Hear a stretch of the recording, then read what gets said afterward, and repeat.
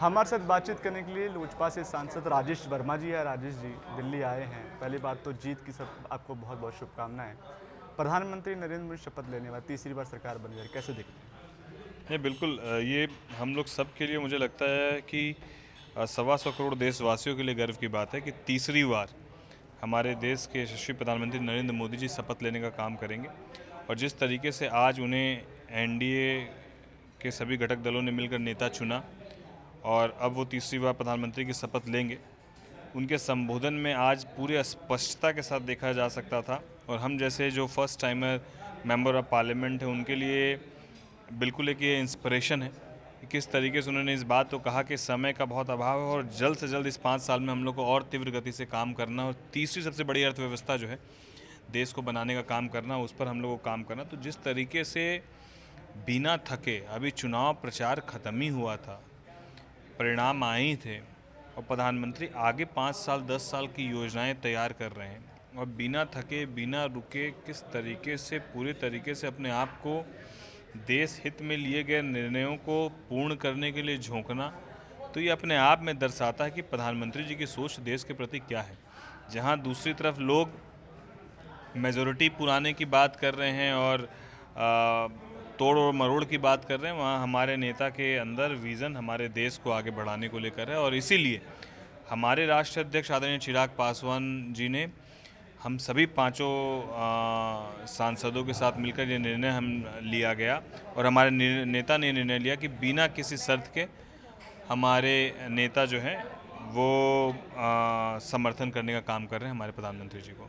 Special status को लेकर बात चल रही है बिहार के अंदर। लगता है स्पेशल स्टेटस की मांग लगातार बहुत समय से चल रही थी, फर्क कितना पड़ेगा? देखिए, एनडीए घटक दल में बहुत एकता है, यूनिटी है और मुझे लगता है कि जो भी विषय जिस जिस दल के आ रहे हैं उन सभी विषयों पर चर्चाएं होंगी। जब एक बार सरकार गठित हो जाएगी तो सब लोग बैठकर उस पर भी बात करेंगे। अभी प्राथमिकताएं सरकार के गठन का है, हमारे प्रधानमंत्री जी के शपथ लेने का है। चिराग पासवान जी ने सुबह मीटिंग ली सभी सांसदों के साथ।